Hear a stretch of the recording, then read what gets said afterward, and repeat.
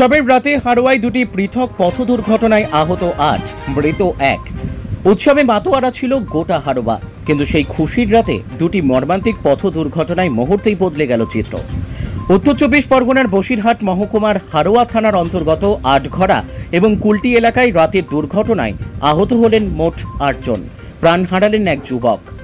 সন্ধ্যার পরে রাত প্রায় ৮টা নাগাদ হারোয়ার আটঘরা বটতলা এলাকায় ঘটে প্রথম দুর্ঘটনাটি।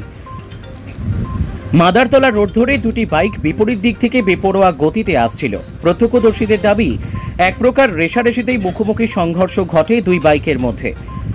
দুই বাইকে থাকা মোট ৪ জন যুবক গুরুতরভাবে জখম হন।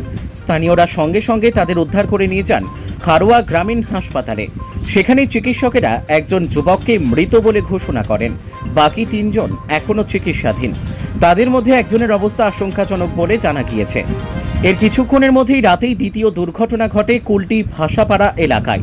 সেখানেও দুটি বাইকের মুখোমুখি ধাক্কায় আহত হন ৪ যুবক, প্রত্যেকেই স্থানীয় বাসিন্দা ও কম বয়সী। এলাকাবাসীর তৎপরতায় তাদের দ্রুত স্থানীয় হাসপাতালে নিয়ে যাওয়া হয়। সবার মাথায় আঘাত গুরুতর। উভয় ক্ষেত্রেই বাইকারোহীদের মাথায় ছিল না হেলমেট। এই বিষয়ে প্রশাসনের তরফে দীর্ঘদিন ধরেই চালানো হচ্ছে সচেতনতামূলক প্রচার। রাস্তার মোড়ে মোড়ে লাগানো হয়েছে সেভ ড্রাইভ সেভ লাইফের পোস্টার ও ব্যানার। পুলিশি তল্লাশি ও নজরদারিও চালানো হয়। তা সত্ত্বেও কেন এই বেপরোয়া বাইক চালানো ও হেলমেটহীনতা, তা নিয়ে প্রশাসনের চিন্তা বাড়িয়েছে। ঘটনার পর এলাকা জুড়ে শোকের ছায়া নেমে আসে। স্থানীয়রা বলেন, প্রতিবারই উৎসবের দিনে এমন কিছু না কিছু ঘটে। ছোট ছোট ছেলেরা বেপরোয়াভাবে বাইক চালায়, হেলমেট পরে না, কিছু বললেও শোনে না। এমন মর্মান্তিক ঘটনার পুনরাবৃত্তি ঠেকাতে আরও কড়া নজরদারি ও সচেতনতা অভিযান জোরদার করার দাবি জানিয়েছেন সাধারণ মানুষ। দুটি ঘটনাতেই তদন্ত শুরু হয়েছে। দুর্ঘটনার সময় বাইক চালকেরা কী অবস্থায় ছিল, লাইসেন্স ও কাগজপত্র ছিল কিনা, সেই বিষয়গুলোও খতিয়ে দেখা হচ্ছে। মৃতদেহটি ময়না তদন্তে পাঠানো হয়েছে। আনন্দের দিনে এভাবে অকাল মৃত্যু আর প্রাণঘাতী দুর্ঘটনা শুধুই ব্যক্তি বা পরিবারের নয়, গোটা সমাজের জন্যই সতর্কবার্তা। তরুণ প্রজন্মকে আরও সচেতন করার পাশাপাশি প্রশাসনিক তৎপরতাও বাড়ানো প্রয়োজন বলে মত বিশেষজ্ঞদের। কিভাবে অ্যাক্সিডেন্ট হলো এবং কোথায় হলো? এটা আপনার হারোয়াগামী বসিরহাট রুট বাই 1, ওই রুটে আপনার কিছুটা হাফ কিলোমিটার, ধর্মতলা মোড়ের থেকে হাফ কিলোমিটার দূরে অ্যাক্সিডেন্টটা হয়েছে। জায়গার নাম হচ্ছে গিয়ে বটতলা বলে একটা জায়গা আছে, না বটতলা বলে জায়গাটা আছে আটঘরার শেষ সীমান্তে। কি হলো ঘটনাটা? দুটো বাইক ছিল, একটা সম্ভবত সাদা রঙের আটটিয়া গাড়ি আর একটা স্কুটি ব্যাটারি।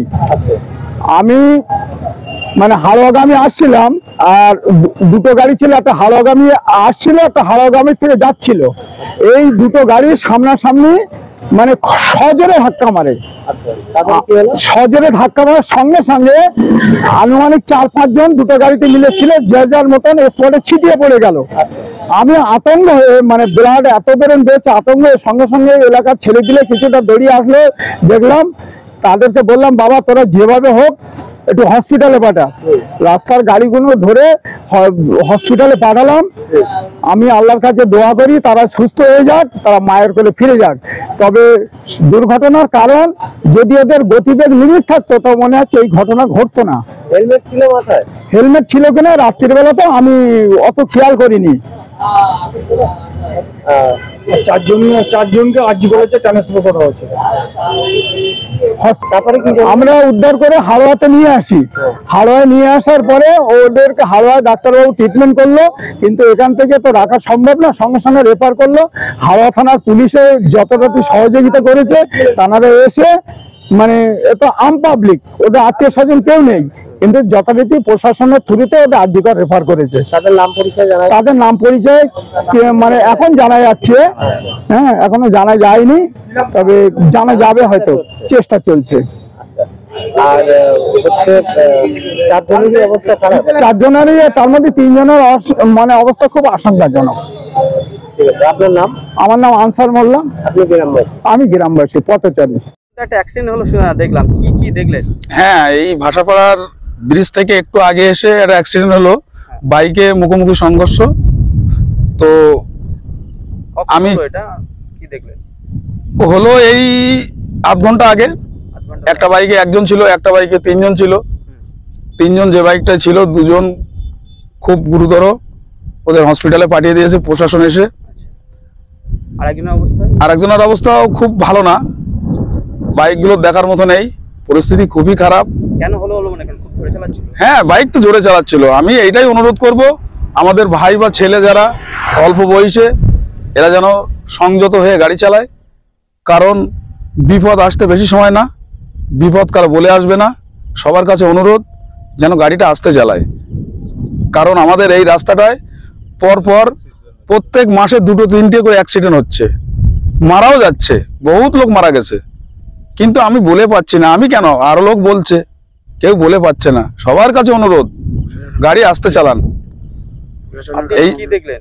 আমি এসে দেখলাম বাইকগুলো পড়ে আছে, বাইকগুলো দেখার মতো নেই, মানে যে জিনিসটা ঘরে না বাইকে, সকার চাকা এগুলো ভেঙে গিয়েছে সব, কে কোথায় গিয়েছে তার কোনো ঠিক নেই। ছেলেগুলোর অবস্থা কি? ছেলেগুলোর অবস্থা ভালো নয়, একটা ছেলে ঠিকই আছে, তিনজনের অবস্থা খুবই খারাপ। তাদের বাড়ি কোথায় কিছু জানা গেছে? বাড়ি যে তিনজন ছিল ওটা ঘোষপুরের বাড়ি, আমাদের হাড়োয়া থানার মধ্যে ঘোষপুর গ্রাম, কুলটি অঞ্চল। আর যেটা একটা ছিল ওটা আপনার মালঞ্চল ওই সাইডে বাড়ি, নাড়াবুনিয়া ওখানে বাড়ি, তারও অবস্থা খারাপ। মুখোমুখি সংঘর্ষ একটা, সামনাসামনি মেরেছে বলে মনে হয়। হ্যাঁ হ্যাঁ হ্যাঁ, এটাই মনে হচ্ছে, কারণ আমরা স্পটে দেখিনি, পরেই এসে দেখলাম ওইটাই হতে পারে। বাইকের যে কন্ডিশন সেই হিসেবে মুখোমুখি ছাড়া অন্য কিছু না। এখন কি চাইছেন, কি হলে ভালো হয়?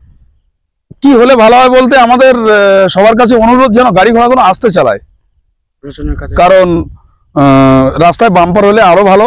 এই রাস্তাটা হাই রোড তো, এখানে কোনো বাম্পার বলে কিছু নেই, সেজন্য সবাই খুব জোরে চালায়। ছেলে পিলে এখন তো তাদের তার বলে দিতে হয় না, জোরে চালাচ্ছে, 100 গতি চালাচ্ছে, কে কোথায় গিয়ে পড়ছে তার কোনো ঠিক নেই।